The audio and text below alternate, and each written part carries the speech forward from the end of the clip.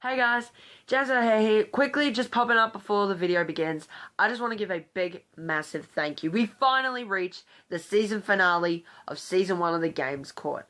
And I just want to give a big, giant thank you to you guys for supporting the series. Whether it be liking the videos, commenting on them, voted on the polls that you may see in the videos, or even at the straw polls, suggested any games, or even watch the episodes. It warms my heart to know that so many of you guys love what I do, and it's just fun to make the Games Court. I really enjoy making them for you guys. They have been a bit challenging, like the Games Miss episode, and just being able to be like review all these different types of games and just giving you guys something that a lot of people just forgive me, I'm not really good at words, but what I'm trying to say is I really enjoy making the Games Court episodes for you guys. It's amazing how so many people out there just love my videos, and I can't wait to get back. The Games Court will return after 2 weeks. I'm coming up with the new Games Court episodes for you guys. So let's wrap up Season 1 with a bang. You read the title of the video. Your eyes do not deceive you. What you're about to watch is the Crash Bandicoot GBA games. So, without further ado, I hope you enjoyed the video, and I'll see you for the Games Court Season 2. Peace. Well, today we're taking a look at the Crash Bandicoot GBA games. I mean, what? Wow. Sorry, I'm still over the moon from, this is the Season 1 finale of the Games Court. Thank you guys so much. I already said that at the beginning of the video. Don't contradict yourself, James. But anyway, let's take a look at Crash on the GBA. Now, I managed to scoop up 4 games. However, one is not what you expect. Oh, okay, so, you'll see in a second. But let's take a look at the first Crash Bandicoot game on GBA, The Huge Adventure, which is known as XS in Europe. XS stands for extra small. Like your dick? Oh! Who the hell was that? The interesting thing about The Huge Adventure is that it was actually made by Vicarious Visions. You know, the same guys that did Crash Nitro Kart and the Insane Trilogy, so maybe it won't be that bad. But anyway, let's get the story out of the way first. The story is that Uka Uka was mad at Cortex for being such a failure, like every other Crash game. And then we get the opening, Crash Bandicoot XS. Yes, extra small. You can make a dick joke if you want. Then Cortex has a plan to shrink the world instead of blowing it up. Okay, how many? And then he broadcasts himself, but why? Why can't Cortex just eat the world or crush it? He's giving Crash time to destroy him. Why? Finally, we get to the map screen. But what? Really? Are you kidding me? While the story is fine, I don't understand why it's necessary. Seriously, it doesn't make any sense in the story. Cortex is destroying the world. He could pretty much crush it in his hand. You could kill and Crash. Yeah, because he wants to rule the galaxy, but he's allowing Crash to defeat him. What kind of supervillain lets his hero try to defeat him? I bet he's like, I would destroy the world, but I'll be fair to Crash and give him some time to come and kill me. Then I bet Crash shows up and he's like, ha, Crash, you will not defeat me. Spin, spin, spin, spin, spin. Oh! Why is the story continuing necessary? Jesus. Well, here is the first level. It's not actually that bad.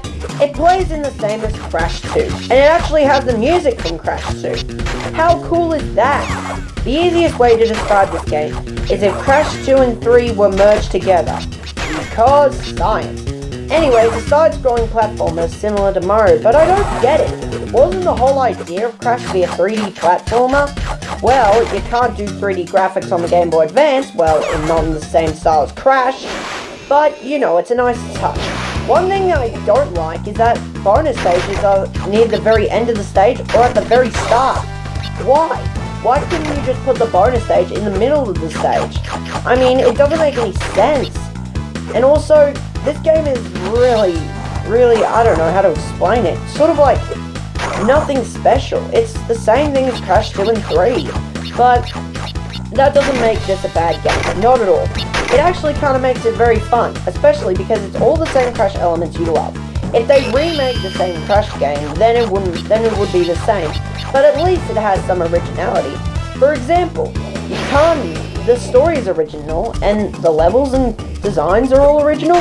Plus, it is not in the same style as Crash Bandicoot. Yes, it is the same gameplay, running around, smashing boxes and gathering crystals, but it's not the same game. And that's what I love about it. The originality is very awesome in this game. Except for when they pull the dick turd and start throwing in all kinds of other crap. Yes, water level. Why add a water level? The Game Boy Advance uses a D-pad, the PS1 uses analogs. Water levels work in the PS1 era because it's easy to control. These are like taking an alleyway and shoving it in trying to fit a tank into it. I'd rather stick these water levels directly into my jejunum. That's a portion of the small intestine between the ileum and the duodenum. In layman's terms, pretty far on my damn butthole! But to be honest, I don't really find these stages that bad. But, yeah. But the anger will ensue really quickly. Especially when you have to do a boulder running stage against a rabid polar bear and try to dodge penguins. I mean, really, why put the most hard thing in a GBA game? You're not supposed to know which is coming. I mean, yes, the Crash Bandicoot staple, but Jesus, it's not fair. You're putting on the character, you're basically putting too much pressure on the player. Can't you just wait until we get the platforming done before this experimenting, you lazy bastards? I mean, God. Ugh. The first boss is Dingo Doll, and you have to fight him underwater. Yes, don't mind the freezes, my GBA emulator has been a royal pain, and Mobby Zen isn't very friendly. So, you have to drop down these spikes on Dingo Doll, and then take a swing at him. Also, there's sharks. Lots and lots of sharks. And he has a flamethrower. What a surprise. Well, he did say that he likes to make toast, but really, I mean, honestly, just why? It doesn't make any sense from a critical standpoint, but it's actually becoming pretty hard to judge. I've never had a game do that when it's become really hard to judge. I mean, normally I could just take a few craps at a bad game, or praise a good game, but this, I don't even know what to think. It's just, I don't know. But it's the standalone Crash Bandicoot boss fight that you would expect. Nothing too major, nothing special. I did hate the sharks, they're so annoying. But I do like the set pieces. I could take this time to talk about Crash's controls. Crash controls in the platforming stage and in the swimming stages, okay, I guess. They do stay faithful to the originals, but I don't really know, like, what Crash would look like in a GBA game, because you'd expect it from PlayStation. So he basically has the first game controls, you know, one of the ones that they didn't have the D-pad on. Every time you defeat a boss, you get an ability, like Crash 3. Yep, you get the Super Body Slam. Jesus. There's also a flying stage where you have to pop balloons, and what's Crash shooting? Is he shooting out of his hand or a gun? And there's also planes shooting balls at you faster than Sonic the Hedgehog can use the toilet. Seriously, this guy can poop fast. The main goal is that you have to take down a Cortex blimp, which is basically your checkpoint. So, I don't know why this is necessary. Basically, you have to hit the blimp's weak spot, and yeah, but it can fire stuff at you and ruin your day. I mean, honestly. And look, I'm not even hitting this guy. How is he? Wait, yeah, that's the thing about the GBA. The textures are really hard to know which one is going to be when you're going to actually hit your target. Look, I'm hitting the target, it's glowing red. Why is it not going down? Oh, it is going down now. Seriously, this is confusing. Yeah, so basically instead of a life counter, you have a health meter that drops down. So yeah, look, every time you get hit, it goes down by a percentage. And yeah, you can't get any womp proof, so I don't really see the point of this. I mean, honestly, can't they design a game any way less frequently? But can I just say, I do love when the blimp explodes. It actually looks like it's exploding. Pretty cool. Not I died. Damn it. Yeah, one thing about the Huge Adventure is that it's way harder than it needs to be. Oh my god. Seriously, I mean, jeez. I've never had a game this hard before, and I know that, yeah, I can definitely see it being hard. But, hey, it's Crash Bandicoot. The games weren't always that easy, so I guess it stays faithful to the original, but, oh, man, I don't understand the difficulty. Not at all. One thing that I should know about the Huge Adventure is that it's so damn hard! Seriously, it was so hard that I had to put in an infinite life cheat code. Yes, I am not kidding. It is that hard. Yeah, I mean, it's so hard, especially when you have to ride Polar and it's coming straight towards you. Why? Why couldn't it be like the other Crash games, where the camera's faced to behind Crash and you're running away from it? Actually, I think Crash Bandicoot 2 did the same, but I don't know. But what sucks is that there's nothing coming towards you, and you also got to deal with the polar bear coming at you. It doesn't make any sense. What were they thinking? And also, don't try the infinite health cheat on the flight stage when you're trying to beat Engine. It doesn't help. Jeez. Overall, I actually really like this game. It's basically what Crash 3 and Crash 2 were meshed together. It's pretty damn fun. And also the music. I mean, it's basically the same renditions of Crash 2 and 3, but it sounds pretty cool to come out of the GBA. So, the Huge Adventure gets a 6 out of 10. Well, that's the first one down, but you know what else? I still have 3 more left to do. So, I wouldn't recommend Crash Bandicoot, The Huge Adventure, or XX. I would instead go for this game's sequel, Crash Bandicoot 2, Entrant, not to be confused with Crash Bandicoot 2, Cortex Strikes Back. What the hell? What was with that? Why couldn't you could have just skipped out the 2 and just call it Entrant. Plain and simple. But, let's just see how the game is. What better place to start than the story? The story is that Uka Uka was so fed up with Cortex that he hired Entropy to get rid of Crash. Cortex isn't even in this game. When I first played this, I was like, what? Well, actually, this is my first time actually playing it, but I don't know. What kind of Crash game that doesn't have Cortex? But, you know, I think it was for the best. I mean, Cortex has done a lot of stuff. But anyway, Entropy is planning to destroy Crash. And, yeah, we get a glorious family photo of the ending for a Huge Adventure, where they use their dead corpse. And then we get a new character called Entrance. Yes, Entrance gets an introduction in this game. And then, yeah, everything happens. Crash has to go to save his friends, and then we're instantly thrown into a tutorial. Really? I hate the idea of having your first level as a tutorial, but it's actually pretty fun. So, the detailed graphics are pretty cool, and Crash controls... Wait, what was that? Wait... And you can double jump on command. Wait, what? You can double jump in this game? What, don't I have to fight a boss or something? Hallelujah!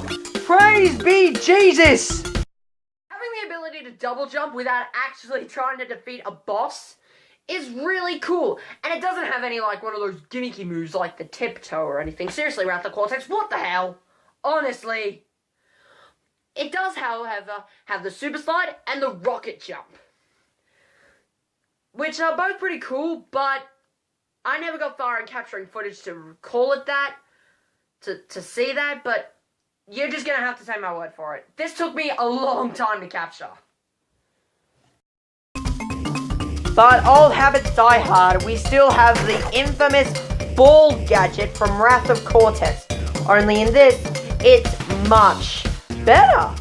Yeah, you could actually slow down and decelerate in this thing. How awesome is that? I complained in Wrath of Cortex that the ball can't slow down and move realistically. The same problem is here, but you can control the speed of it. You could slow it down and speed it up. what Wrath of Cortex should have done to begin with.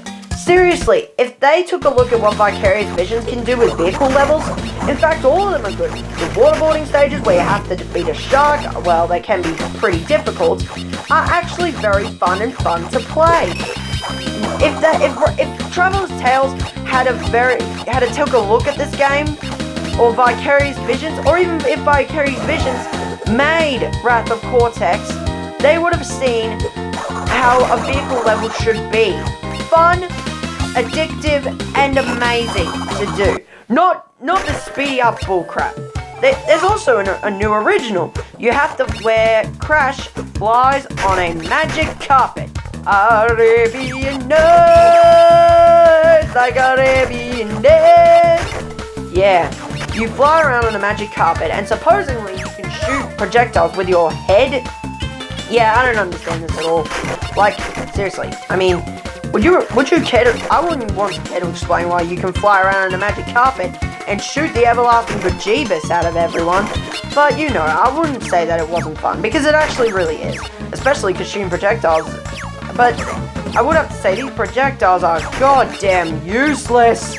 But seriously, they can take out nitros, but the shots are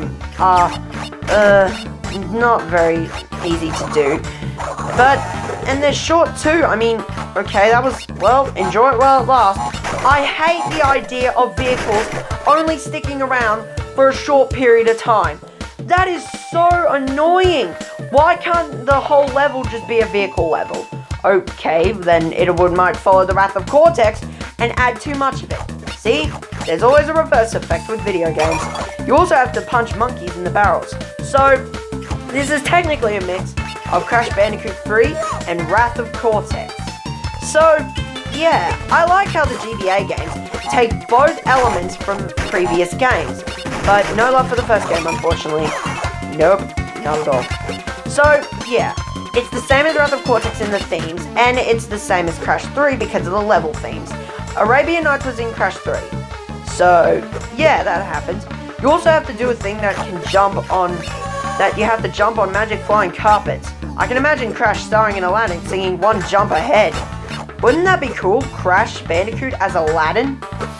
Okay, now I'm just getting ahead of myself.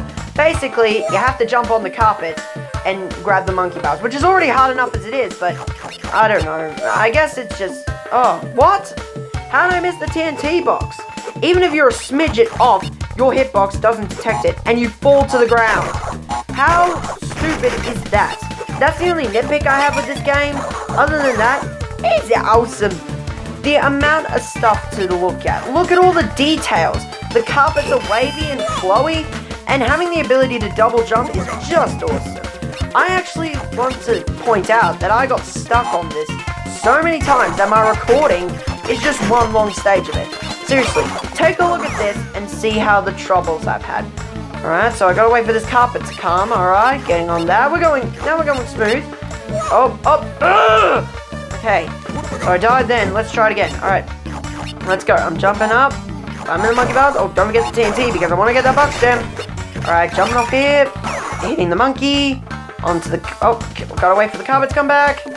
Come on. There we go. Yes, got the crystal, come on. Come on. Oh, crap. I was right there. Okay, let's try it again. Thankfully, there's this checkpoint there, I think. Alright, here we go. Here we go. Come on. Come on. Come on. Come on. Now I just gotta get the monkey bars. Just gotta get to the monkey bars. Come on, baby. Come on. Yeah, I made it to the monkey bars. Alright. Yep, let's blow these up. Fire in the hole. Alright, there we go. Alright, yes. I made it to the end. Hell yes, baby. Woo! Man. Whew, that was hard. Back to the map screen. Yep, back to the map screen. Yes, Entrance introduces a map screen. Now that is pretty cool. It gives you the ability to choose the level. So it's kind of like the first game, but way better. I mean, yeah, way better. Awesome. The first boss is Evil Crunch. You're flying around in the Arabian stage, trying to make Crunch hit the nitro crate, and then you can fire projectiles at him. I actually like the idea of having Crunch as an antagonist. Well, that's the whole story. Entrance make Crunch evil and you're fighting him as a boss. Yeah, it's weird, I know. But it doesn't harm the game in any way. In conclusion, this game is actually pretty cool. Well, let's just read my verdict. What about the full ending? I need to mention this. I know I didn't show all the bosses, but I need to mention this. To get the full ending, you do not need the relics. Thank you! The relics are only there for something else to do after you complete the game. Which is what they should have bloody been in the first place. Well, I'm afraid that's all I have the time for Crash Bandicoot 2 Entrance. We gotta keep the train rolling. So, with the flying text that's gonna be coming over, Crash Bandicoot 2 Entrance gets a 7 out of 10. Well, the next few games are gonna be a real doozy, as we have a crossover between Crash Bandicoot and Spyro the Dragon. Now, for those of you guys who are familiar with Skylanders first, Spyro had his own series on the PS1, PS2, and pretty much that's about it. Spyro had his own series before Skylanders, so I bet a lot of you guys are going to be, like, shocked. Yes, a lot of you guys are going to be like, what? Spyro had a series before Skylanders? Mind blown! And a lot of you guys are going to be like, I know what Spyro is. That would depend on what side you're on. But did you know there was a time on the GBA when they actually did a crossover? And, well, yeah, we never got a crossover on anywhere else except the GBA. We have Crash Bandicoot and Spot. We have Crash Bandicoot Orange, the Ripto's thing, I don't know, and Spyro Purple, and Crash Purple and Spyro Orange, also known as Crash and Spyro Fusion. Fusion sounds a lot cooler. So, how they did with the crossover? Well, they did it. And they messed it up. Be prepared. The game starts with the most funky music in video game history. So now, let's go for a new game. The story is that Cortex is making an agreement with Ripto from Spyro 2. And they're trying to deceive Crash and Spyro by dressing up enemies in Spyro masks. That has got to be the most stupid plotline in the history of the world. Anyway, Aku Aku and Coco are talking. You know what, I couldn't really care less of the story, so I decided to skip it. What I would say is that they actually look like the characters from Crash Nitro Kart. Yeah, they actually look like the PS2 game Crash Nitro Kart. So now we're going into the traditional side-scrolling. I mean, nothing really special about that. So, yeah, we're just side-scrolling and seeing the enemies covered in masks that look like they were put together for a stupid YouTube video. No comment. So, anyway, we're going through a tutorial, and really, do I need to explain why I hate this? But this is just the icing of the frothy shit cake. Let's take a look at what this game has to offer. I say this because it isn't even a goddamn game, it's just a bunch of mini-games where Crash is just playing. Yeah, the first one has you riding on Polar trying to get to the end. Really, out of all the stupid things they could put into this game, they made a Crash game of a mini-game collection, and it looks like a platformer. What the actual F? Crash already had a party game. Stop writing Crash Bash. This is absolutely ridiculous. What were they thinking? Were they smoking crack? A minigame collection. A minigame collection. How stupid do you have to be to put Crash and Spyro in a minigame collection? Why? What? Why? Why couldn't it just be a platformer, or hell, even being able to select the levels and play it? Why minigames? Why? And I haven't even started to talk about the games yet. Well, let's see. You thought Wrath of Cortex and all the stupid vehicle levels were bad? Well, get ready for this shit. Will you play games is incredibly stupid. Like this one, where you have to defend Crash against little tanks. This has got to be the most ridiculous game in the history of the world. First off, it's hard because you have to shoot down all of the helicopters that are trying to kill Crash while still protecting yourself. Why? Why is this necessary? Can this get any more dumb and stupid? I mean, jeez. Were they trying to just ruin Crash to flat out just F them up? Well, judging by this game, he clearly did. Ugh. Well, that's one down.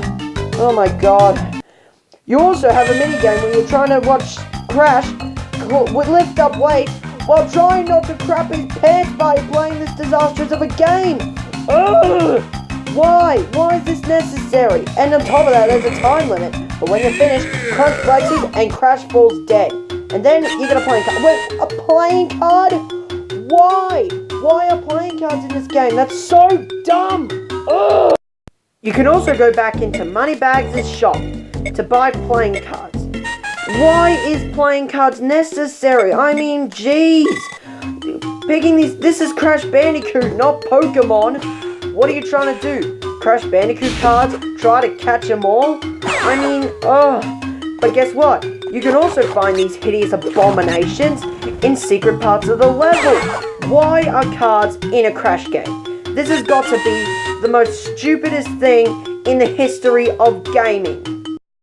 And oh my god, weren't there enough vehicle minigames in this stuff? Jesus, did they really take a look at Wrath of Cortex and think, ooh, maybe because there's so many vehicle levels in this game, we should add some vehicle levels in ours. Ooh. My god, seriously.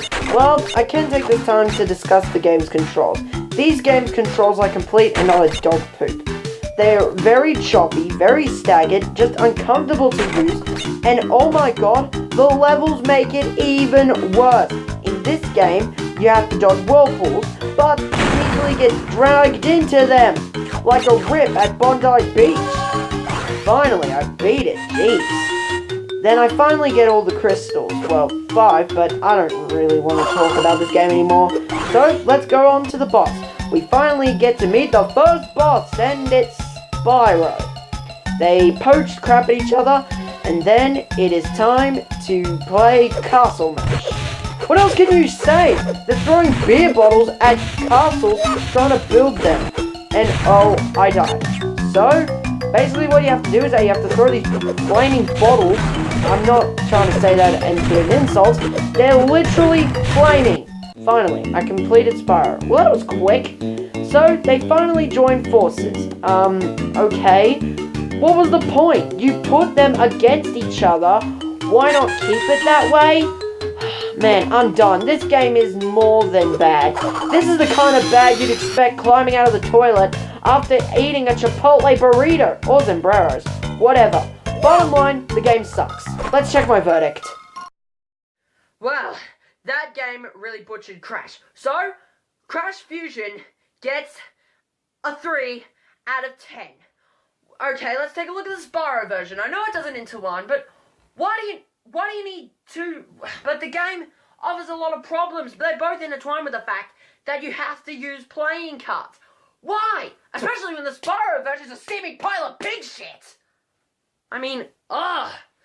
Let's just check it out. Jesus Christ. Well, I know this isn't related to Crash, but they're both intertwined with each other. The story is pretty much the same, just told by Ripto's point of view. Well, that doesn't really change much. Seriously, why couldn't the crossover just be its own individual game, and you have to choose whether you want to play as Crash and Spyro? So it's classic Spyro side-scrolling, you're going around grabbing gems, and Sparks is there as your regular health bar. But am I fighting Riptox? And oh god, these Crash masks look ugly. They look like a demon. Or what? The demon's kid. Gross, man. Anyway, let's try out a minigame. Oh my gentle Jesus. Do I really have to say anything? Well, it's the same as Crash Purple. Only problem is that it is much worse. What the hell am I even looking at? Is this Spyro driving around in a truck, shooting what looks to be a studio flashlight? Jeez. But anyway, you're firing rockets to kill the monsters wearing crash masks. Seriously, what the hell is with the mask thing? Honestly, the car can jump and Sparks is represented as a health meter. Every time you take a hit, you go from blue to green, and then whoop, he's gone. But seriously, I don't understand this. Like, what am I even looking at? Who thought this needed to be a Spyro game? This could easily be a party game. And, I mean, understand it would be a party game, but not with a story. Jesus! Helen! Pump it, Spyro! Pump it, pump it, pump it! Seriously, why the hell is this necessary? It's same as the weight thing. There's nothing necessary about Spyro trying to open a gate. And then, you just get gems. Whatever. More story bullcrap, and then we're continuing on with the rest of the stage. Defeating more Crash dudes. You also have to deal with this dude. I think it's a Rhino, but why is this necessary? Besides, you deal with Crash in the same way anyway. Not that I recorded because I couldn't get it through this heat fest. Well, anyway, I'd rather shove a remote control down my throat than play this abomination of a crap. Just, it sucks. Bottom line. Ah, it's even worse. 2 out of 10. Well, that does it for the Crash Bandicoot GBA games. So, I need a break from the games court for a while. As it is the season finale, don't worry, I'm going to be planning more episodes for you guys. So, thanks for watching. Hit that like button down below. And if this happens to be the first video you see by me, please do consider subscribing. It would mean the absolute world to me. Thank you guys, and I'll see you in the next season of the Games Court. Goodbye!